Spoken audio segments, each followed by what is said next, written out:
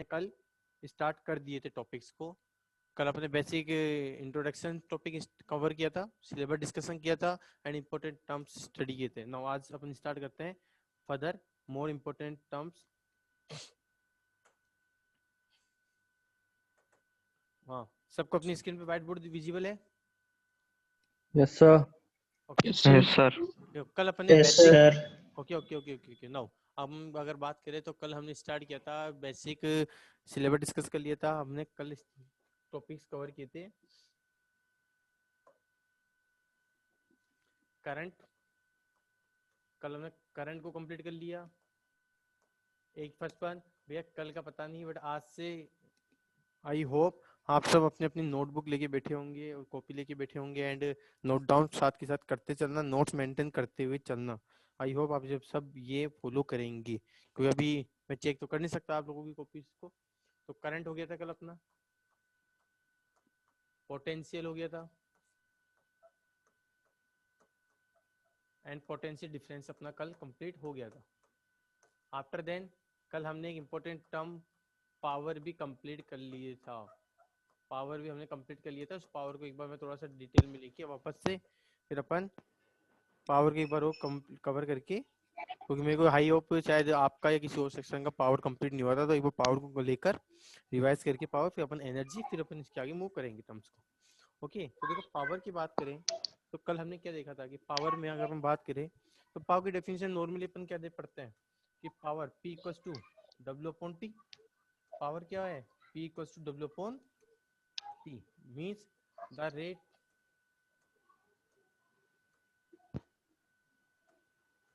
of doing work, the rate of doing work is known as power.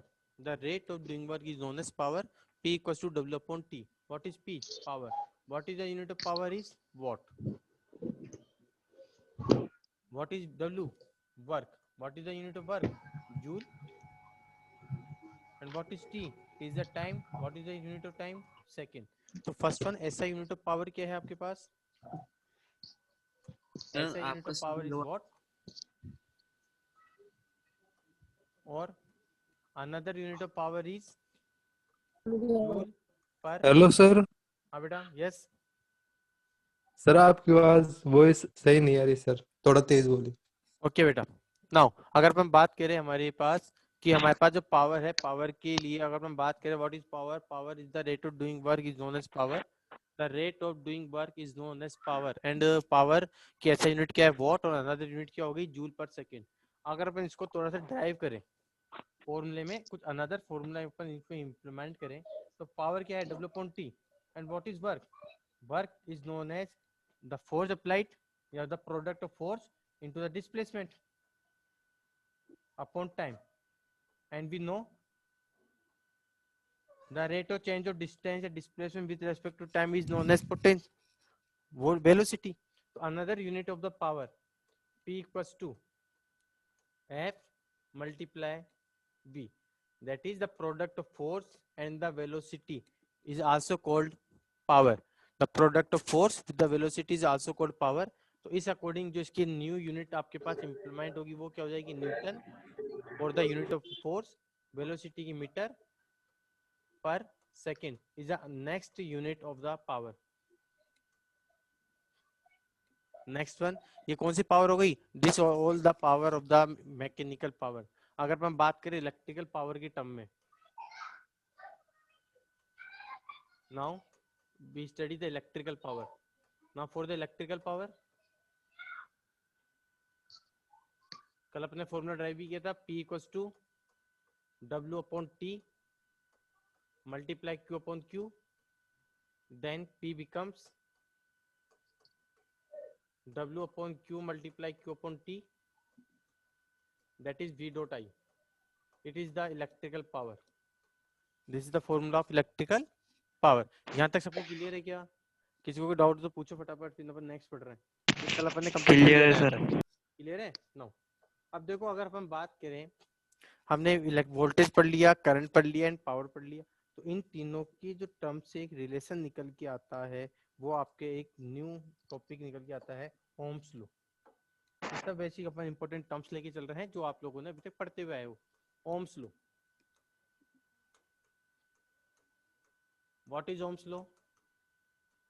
Ohms एक scientist था जिसने relationship drive की थी which gives the relationship between the potential difference and the amount of current flow in a particular any electrical circuit या network। तो अगर अपन बात करें ओम्स की तो ओम्स लॉ का जो स्टेटमेंट है, स्टेटमेंट क्या बोलता है ओम्स लॉ का? गाने गई अगर अपन बात करें इसकी सबसे पहले इसकी स्टेटमेंट की, तो ओम्स लॉ क्या बोलता है? सबसे इंपॉर्टेंट जो लाइन है जो बच्चा मिस करता है स्टेटमेंट को लिखते समय, वो मिस करता है, at the constant temperature, at constant physical conditions. ये टर्म सबसे इंपॉर्टेंट है, at constant physical conditions. At constant physical condition means volume, temperature, volume and temperature at constant physical conditions the potential drop across any network is directly proportional is directly proportional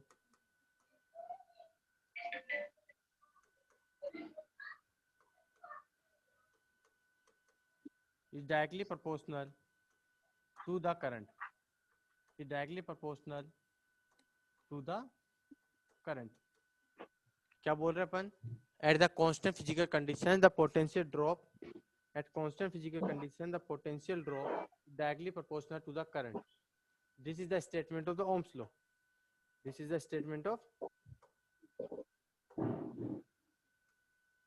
Ohm's law। according to this statement, एक चीज note बोल रहा हूँ मैं बेटा, मैं हर चीज इतना स्लो लेके चल रहा हूँ जिससे आप लोगों को कंसेप्ट, बेसिक कंसेप्ट जो आपका बेस है वो क्लियर हो जाए। बट इसके साथ साथ मैं आपको ये भी रिक्वेस्ट कर रहा हूँ बेटा कि आप अपने नोट्स को साथ मेंटेन करते चलना, क्योंकि ये जो बेसिक फंडामेंटल टर्म्स हैं ये आपके एंटायर पूरी सब्जेक्ट में काम आने वाले हैं। तो अपनी भैया कॉपी को, नोट्स कॉपी को बना के मेंटेन रखना, नोट्स कॉपी अलग से बना लो चाहे एज यू विश, और उसमें प्रॉपर वे में नोट्स अपने मेंटेन करते हुए चलना। मैं हर एक इंपॉर्टेंट टर्म्स लिखाऊंगा, बोलूंगा, साथ के साथ नोट करना, कोई दिक्कत नहीं है, similar to the classroom study. तो अकॉर्डिंग टू दिस अगर हम बात करें, voltage drop is directly proportional to the current, this is the Ohm's law. If the proportional sign is remove, अगर हटा दो, proportional sign को, वो तो शायद उन भी हो गया नहीं हो। हाँ बोलो बेटा।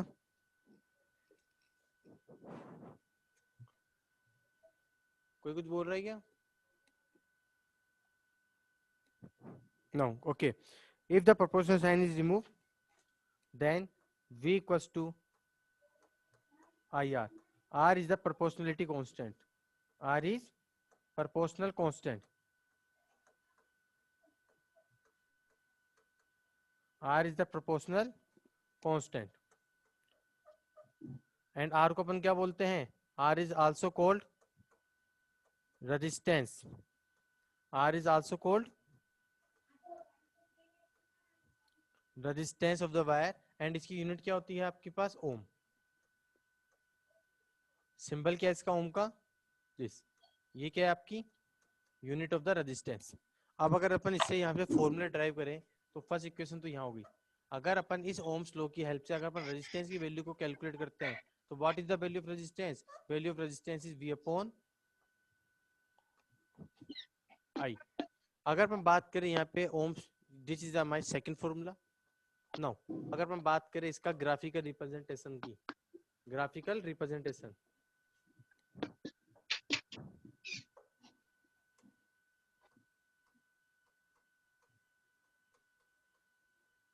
आपने बिफोर क्लासेस में ज्यादा डीप में पढ़ा होगा, आपको जितना रिक्वायरमेंट है उतना ही बताऊंगा मैं। Now the graphical representation.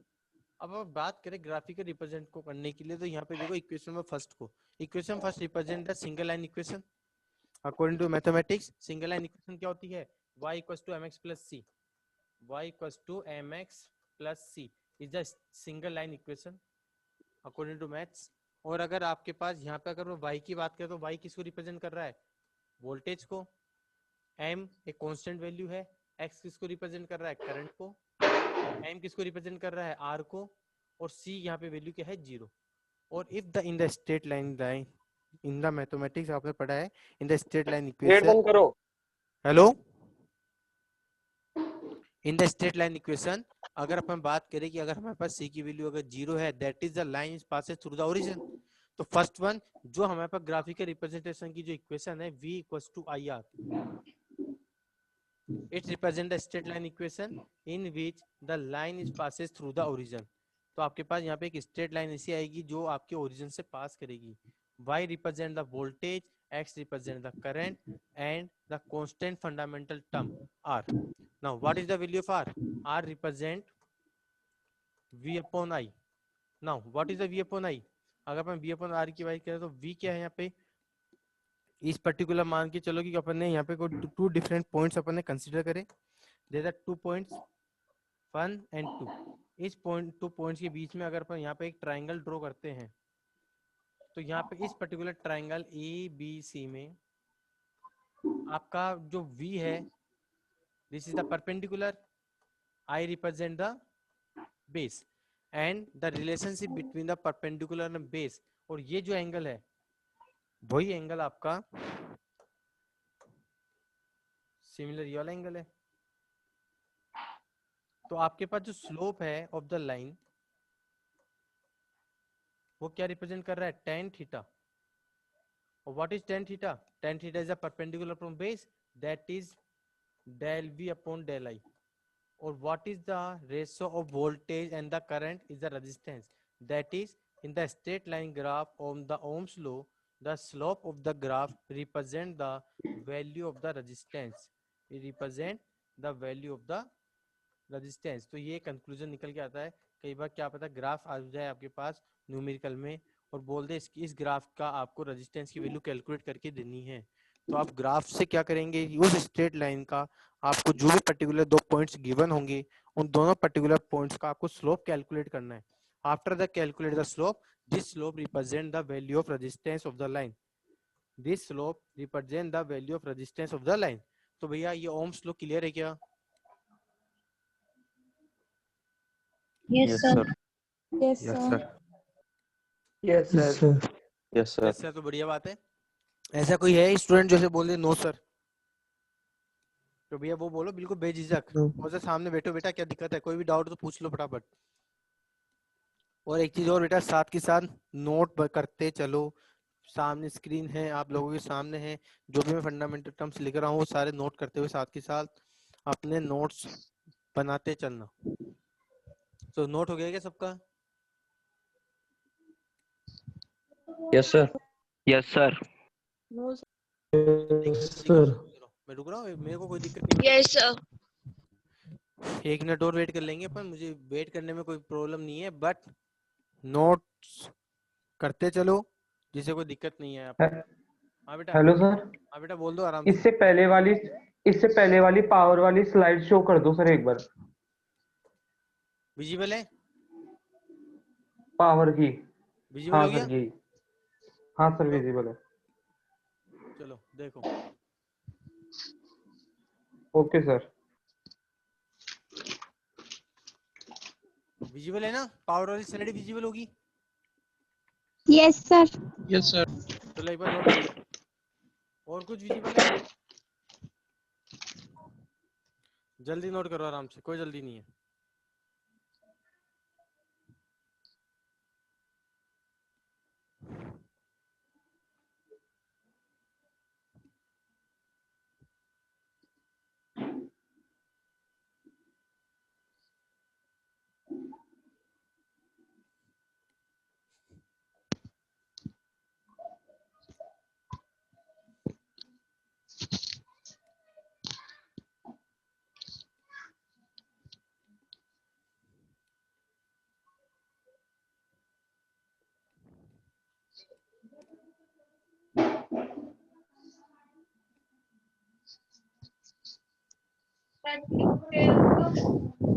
हाँ बेटा, चलो sir.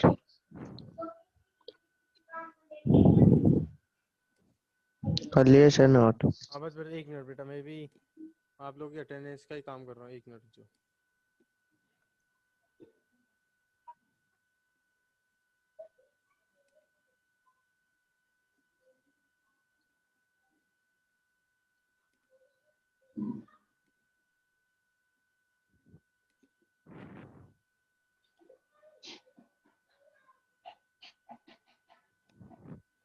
Now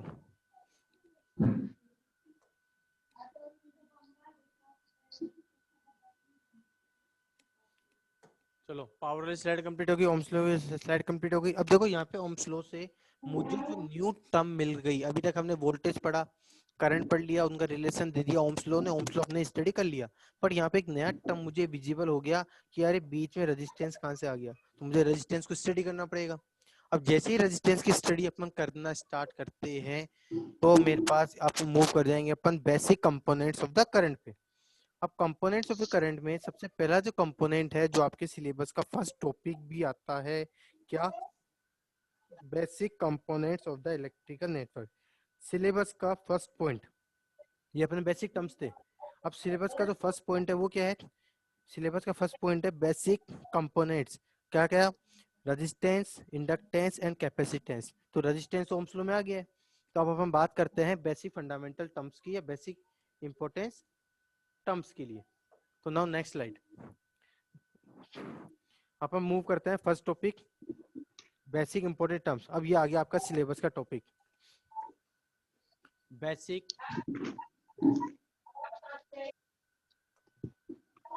components.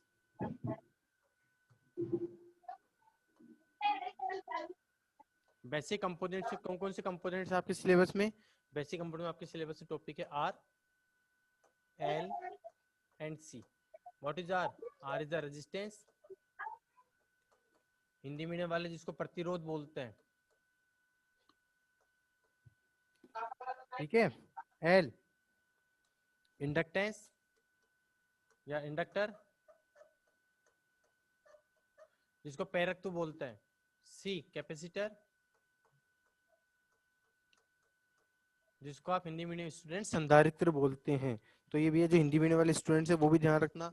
Register, inductor and capacitor are the three main fundamental terms. The three main fundamental terms. Sir L को क्या बोलते हैं? किसको? एल को? हिंदी मीडियम हाँ प्रेरकत्व, ठीक है।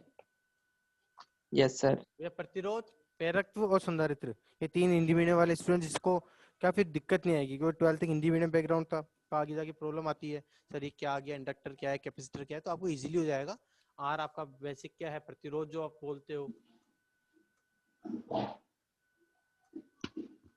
आपका जो इंडक्टर है, इंडक्टर इस दोनों प्रेरकत्व, पर आपको पूरा स्टडी आपको इंग्लिश में करनी है। एंड संधारित्र।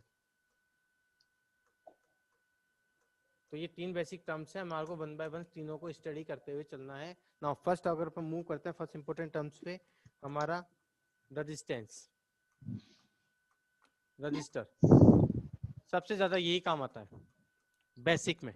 जो इलेक्ट्रिकल इंजीनियरिंग कर रहा है, इलेक्ट्रॉनिक्स इंजीनियरिंग कर रहा है, वो ज्यादा डिटेल में पढ़ता हुआ चलेगा। और हमारी फर्स्ट यूनिट में टोटल रजिस्टर ही रजिस्टर है, तो अपन अभी तीनों को फंडामेंटल सीखेंगे नो डाउट। उसके बाद में डिटेल में इंडक्टर और कैपेसिटर को अपन यूनिट 2 में लेके चलेंगे। फर्स्ट यूनिट में हमारा सबसे ज्यादा रोल रजिस्टर का ही आने वाला है, तो अपन आज की क्लास या नेक्स्ट क्लास तक अपन रजिस्टर को ही कंप्लीट करके चलेंगे। सारे इंपॉर्टेंट फंडामेंटल टर्म्स वगैरह जो भी है सारा रजिस्टर को लेके चलेंगे, कंप्लीट करते हुए चलेंगे। इतना क्लियर है? Yes sir. ओके, तो देखो रजिस्टर, अब रजिस्टर की बात करें तो रजिस्टर होगा क्या? एक बेसिक कंपोनेंट है, ये इलेक्ट्रिकल का बेसिक इंपॉर्टेंट कंपोनेंट्स की कैटेगरी में आता है। तो what is a resistor? Resistor is the component of the electrical network which opposes the flow of current. इसकी डेफिनेशन क्या हो जाएगी? It is a component which oppose the flow of current, which oppose the flow of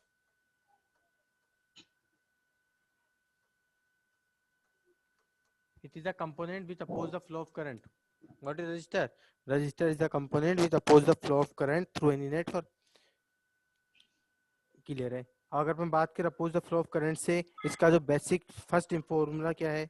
इसका हमारा पहला formula जो अपन बात करते हैं थ्योरेटिकल अप्रोच, तो थ्योरेटिकल वैल्यू के अकॉर्डिंग तो हमें पर रेजिस्टेंस का फॉर्मूला आता है R equals to V upon I। But इसका अनदर जो इम्पोर्टेंट फॉर्मूला आपकी आता है वो क्या आता है? अनदर इम्पोर्टेंट फॉर्मूला ये भी आप लोगों ने पढ़ रखा है। Another formula of the resistance R equals to rho L by A, पढ़ रखा है।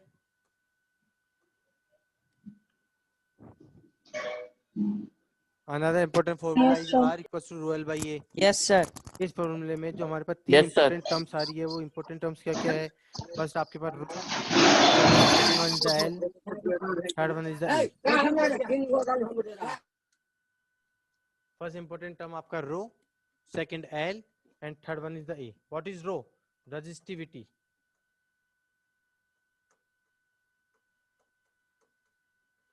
What is rho? It is a resistivity. L क्या है? Length of wire.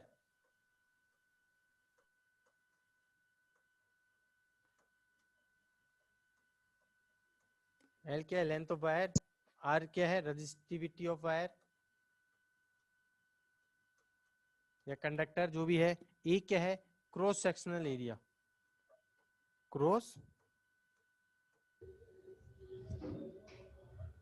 Section area. अब ये क्रॉस सेक्शन एरिया और नॉर्मल एरिया में क्या डिफरेंस होता है, ये भी एक बात आती है कि सर आपने एरिया ही क्यों नहीं लिखा, क्रॉस सेक्शन एरिया क्यों लिखा है? तो देखो, एरिया और क्रॉस सेक्शन एरिया में डिफरेंस होता है। क्या डिफरेंस होता है ये समझो कि एरिया और क्रॉस सेक्शन एरिया में क्या डिफरेंस है। अगर अपन बात करें तो आपका जो कंडक्टर वायर वो किस टाइप का होगा? नॉर्मली अगर अपन बात करें, कोई भी कंडक्टर वायर आपने कंसीडर किया है, किस टाइप का होता है कंडक्टर वायर? इस टाइप का कंडक्टर वायर होगा जिसकी कोई ना कोई लेंथ होगी। कोई भी वायर आपने जो देखा है और वो गोल होगा। फेस कैसा होगा इसका? सर्कुलर होगा, इस टाइप का।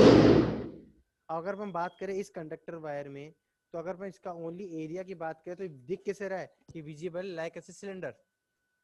ये विजिबल है लाइक एस सिलेंडर, क्योंकि वायर कैसा है? वायर की एक लेंथ होती है और एक पर्टिकुलर उसका जो एरिया है वो कैसा होता है? सर्कुलर होगा। मतलब ये होता है एक तरह से सिलेंडर की शेप का। बट मुझे क्रॉस सेक्शन एरिया फाइंड करना है, एरिया नहीं। क्योंकि अगर एरिया बोल दिया तो मुझे सिलेंडर का एरिया लिखना पड़ेगा, जो होता है 2 pi R H plus R. But मुझे ये फॉर्मूला अप्लाई नहीं करना होता है। क्यों? मुझे क्रॉस सेक्शन एरिया चाहिए। तो what is the cross section area? जो भी आपका कंडक्टर वायर है उसको अगर मैं टॉप व्यू से देखता हूँ, if view from the top, अगर मैं उसको टॉप से अगर वायर को विजिबल करता हूँ, देख रहा हूँ, तो टॉप से मुझे वो कैसा दिखता है? मुझे टॉप से वो दिखता है सर्कुलर। टॉप से मुझे दिखता है वो सर्कुलर शेप में। और अगर मुझे सर्कुलर शेप में दिख रहा है तो टॉप क्या है? एक सर्कल, और सर्कल का एरिया होता है पाई आर स्क्वायर। तो मुझे जो क्रॉस सेक्शन एरिया पुट करना होता है वो करना होता है पाई आर स्क्वायर। तो दैट इज ए क्या है? Cross section area, not the total surface area. तो अगर इस फॉर्मूले में अगर मैं पाई आर स्क्वायर पुट करता हूँ तो मेरे पास अनदर फॉर्मूला निकल के आ जाता है, आर की value rho L upon pi R square. ये हो गया रेजिस्टेंस की बात। यहाँ तक क्लियर है क्या?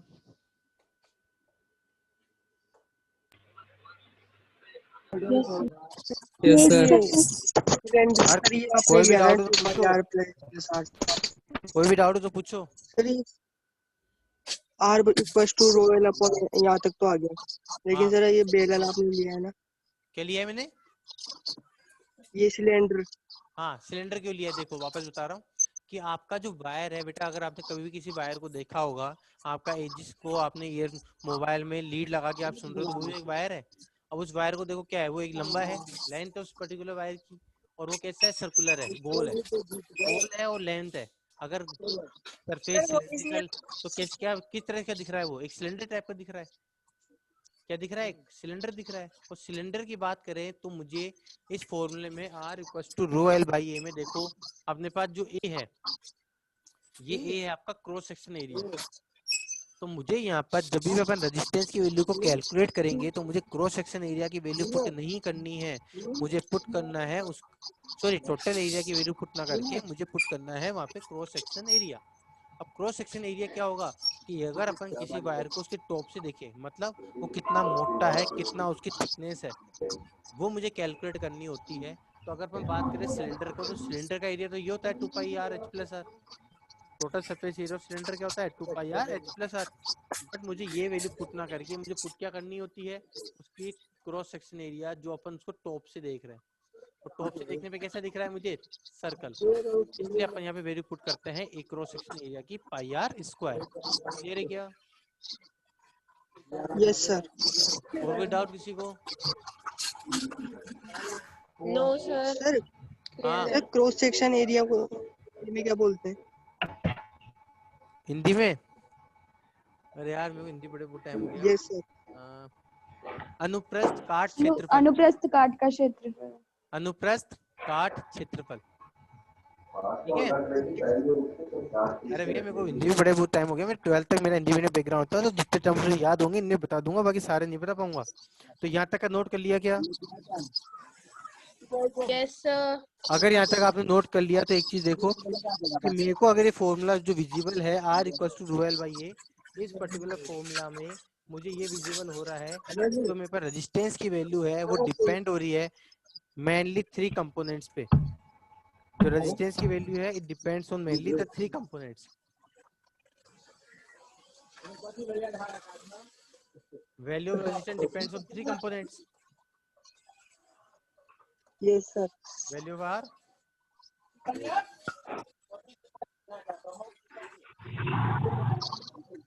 depends on 3 factors.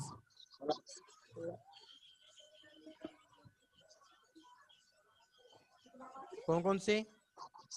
First depend क्या मुझसे बोलो, नहीं नेटवर्क नहीं वगैरह इट वैल्यू ये तो मैं फोन पे ड्रॉ। है सेकंड खत्म होने के लिए वेट कौन किया? अच्छा रिचार्ज खत्म हो जाएगा, हाँ होगा अभी ले चलते से नहीं रहा।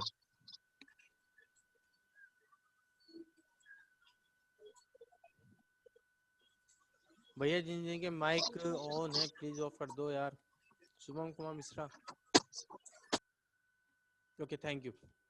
नाउ अगर हम बात करें यहाँ पे रेजिस्टिविटी, तो value of R depends on the 3 factor. First one is the resistivity, second one is the length of the wire, and third depends on cross sectional area. Cross sectional area, the value depends on the 3 factors: length, resistivity and cross sectional area. अब मुझे इन तीनों को study करना है 1 by 1 detail में, जो अपन एक काम करते हैं कल कर लेंगे। ओके तो यहाँ तक का सबको क्लियर है? Yes sir. नोट कर लिया? Yes sir. अभी अपन बेसिक चीजें लेके चल रहे हैं, फिर रजिस्टर का कॉम्बिनेशन देखेंगे, voltage division, current division rules देखेंगे। क्लियर है तक?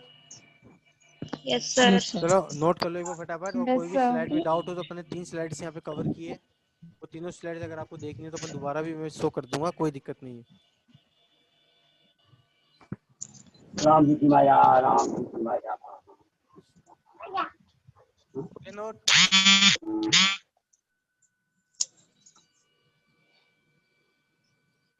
ये नोट हो गया क्या? Yes sir. लो यस सर। अभी अपने पास 5 मिनट है, चलो अपन एक थोड़ा सा और आगे देख लेते हैं 4th स्लाइड में। तो देखो जब हमारे पास जो वैल्यू है रेजिस्टेंस की, रजिस्टर क्या है? Resistor is the main component which oppose the flow of current. R equals to V upon I, जो सबसे ज्यादा यूज में लेने वाला फॉर्मूला पूरी इंजीनियरिंग में या पूरे इस सब्जेक्ट में, R equals to V upon I, and the another formula is R equals to rho L by A, which is the practically implemented formula R equals to rho L by A. Now अगर हम बात करें जो R equals to rho L by A, वो उसमें जो resistance है बेटा हमारा वो डिपेंड कर रहा है 3 इंपॉर्टेंट फैक्टर्स पे। The value of R depends on the 3 factors. First one is the resistivity, second one is the length, और third one is the cross sectional area. तो देखो अगर हम बात करें R, शॉर्ट में बता रहा हूँ, R equal to rho L by, इस फॉर्मूले से अगर हम बात करें फर्स्ट रेजिस्टिविटी के लिए, अरे यार माइक ऑफ कर दो भैया जिसका भी है।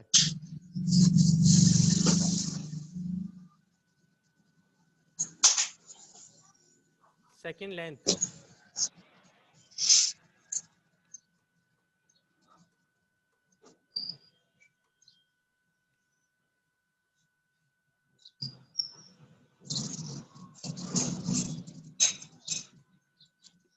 और थर्ड एरिया, कौन सा एरिया? Cross sectional area. तो देखो इस फॉर्मूले से अगर अपन विजिबल करें, इन फॉर्मूले को अपन देखें तो मेरे को इस फॉर्मूले में दिख रहा है कि जो आर है वो डायरेक्टली प्रोपोर्शनल रो के होगा। R is directly proportional to the rho resistivity, that is the resistance of wire is directly proportional to the resistivity of the conductor wire। इसी फॉर्मूले को अगर अपन वापस विजिबल करें तो resistance of the wire directly proportional to the length of conductor wire, and again from this formula again R is inversely proportional to the cross sectional area A। R is inversely proportional to the cross sectional area A, means the resistance of the wire depends on the three factors, which are the resistivity and the resistance of wire directly proportional to the resistivity. That is, if resistivity of the wire is increased, if the resistivity of wire is increased, then resistance of the wire is increased,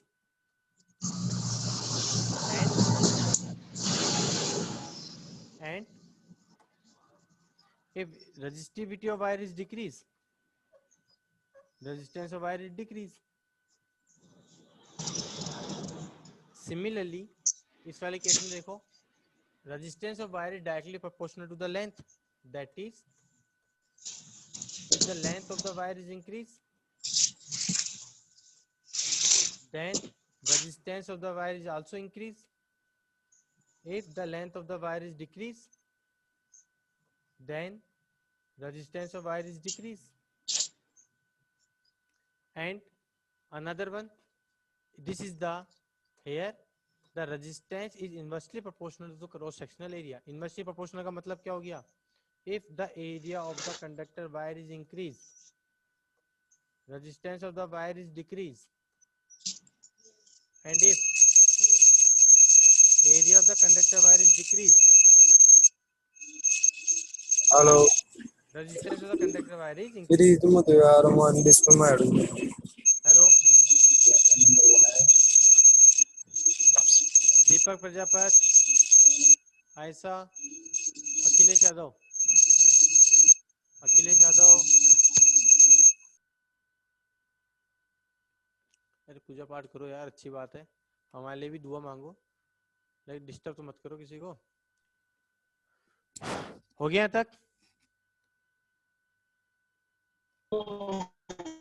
note कर लो भैया जल्दी से फटाफट।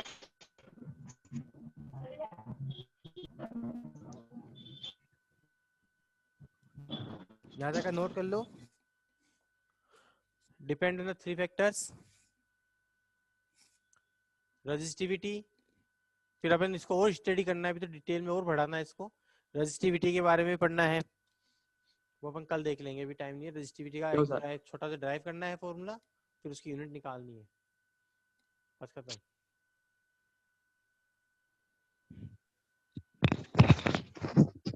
यहाँ एक formula और अगर अपन देखें बाई चांस अगर अपन को मिलता है, एक बार देखो